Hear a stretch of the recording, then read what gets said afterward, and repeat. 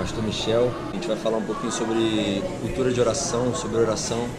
Pastor, como a gente pode falar assim para as pessoas que querem realmente, como a gente falou hoje no culto, vencer essa barreira do início de começar a fazer uma cultura de oração, como isso vira uma coisa constante na nossa vida e quais as consequências disso? Existem algumas coisas bem básicas. Primeiro, a gente precisa ter uma visão correta a respeito de Deus. Isso é uma coisa principal. Quando Jesus ensina sobre oração, a primeira palavra que ele diz é Pai. Pai nosso que estás no céu. Então isso está querendo mostrar a figura de Deus como um pai. Que a visão correta que a gente tem que ter dele não é de que ele é um patrão, um chefe ou alguém que está exigindo coisas da gente, mas ele é um paizão mesmo. Então normalmente a gente não consegue ficar perto de quem critica demais a gente, quem é alguém que fica sempre apontando o dedo pra gente. Às vezes a gente tem a ideia de que Deus está assim com a gente, que ele está decepcionado, que ele está com raiva, que ele está triste, que ele está avaliando a gente. Essa é a primeira coisa que tem que mudar. A gente precisa entender que nós somos filhos e ele é um bom pai, e ele nos aceita do jeito que a gente está.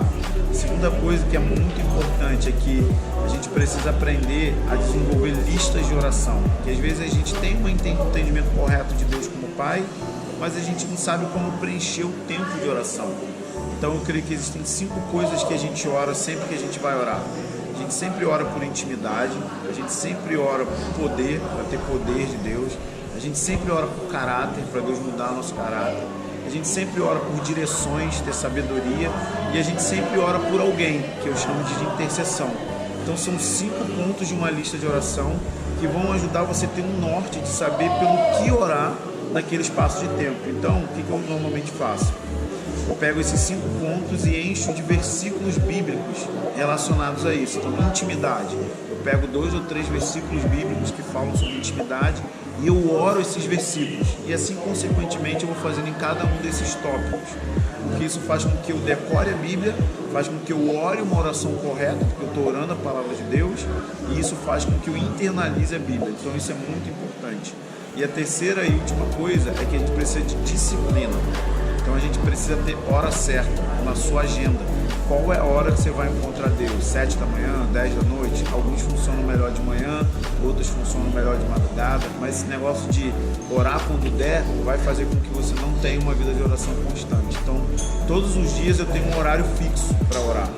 Se eu falho naquele horário, é óbvio que eu tento fazer em outro, mas na minha agenda eu tenho aquilo como fixo. Então eu preciso criar uma disciplina de hora certa. Eu tenho uma hora certa. Ah, pastor, isso é religiosidade? Não, Deus é um Deus de encontros. No Éden era na viração do dia, na cultura judaica tinha os turnos de oração. Você sempre vai encontrar Pedro indo ao templo na hora 9, na hora 6, os discípulos tinham uma hora certa. Jesus separava tempo pela manhã, Marcos 1,35 fala isso. Então assim, se você quer conhecer alguém, você precisa marcar hora e lugar para ter tempo com a pessoa. E com Deus é a mesma coisa, então tem que ter uma disciplina de hora certa. Eu creio que essas 3 coisas são muito básicas para você pelo menos ter um norte do que é isso. E isso vai desenvolver a cultura. Porque o que é uma cultura? É quando você pega o que você valoriza, Deus, oração, e começa a criar práticas em cima daquilo que você acredita. Então cria um estilo de vida que vai afetar a sua vida de maneira que você se torna alguém mais santo, mais parecido com Jesus, que tem o coração dele, e essas são as consequências. Você vai dar frutos para a glória de Deus. Então eu creio que é mais sobre como você estava comentando sobre a gente ouvir Deus também, que é principal, é o silêncio, né? Isso é muito importante. Nossa vida de oração, a gente tem muita influência às vezes. Não ser só monólogo, né? A gente tem influências do movimento pentecostal, e o movimento pentecostal é aquele estilo de vida de oração bem falado, bem gritado. E não é que isso seja errado, mas a gente não tem o outro lado, que é fazer silêncio nos momentos de oração. Jesus disse que não é pelo muito falar que seremos ouvidos. Salmo 46:10 fala: aquietai-vos e sabei que eu sou Deus. Abacuque 2:20 diz: o Senhor está no seu santo templo, cale-se diante dele toda a terra. Então a Bíblia tem vários convites para o silêncio. Então, se eu quero ouvir, eu tenho que silenciar. Eu tenho que aprender a ouvir a voz de Deus no meu íntimo. E também usar a Bíblia, que a Bíblia é a palavra de Deus. Então, quando eu consigo ter um momento calmo, silencioso, e não só ler a Bíblia, mas meditar na Bíblia, meditar em versículos isolados, versículos-chave, que saltam nos seus olhos, aquilo é a voz de Deus também. Então, tem a voz de Deus no nosso interior, parece um pensamento, um site, mas tem a voz de Deus que a gente encontra nas Escrituras. Mas se você está agitado, cheio de ruído interior, o que eu chamo de ruído interior? Preocupação, problemas, ansiedade, tudo isso faz com que você se torne uma pessoa tão agitada que você não cria um espaço no seu interior para ouvir a voz de Deus. Então isso é uma disciplina. Quanto mais tempo você gasta se aquietando, mais vai ficar claro o volume da voz de Deus. Isso é muito importante. Ouvir a voz de Deus é fundamental nos nossos dias.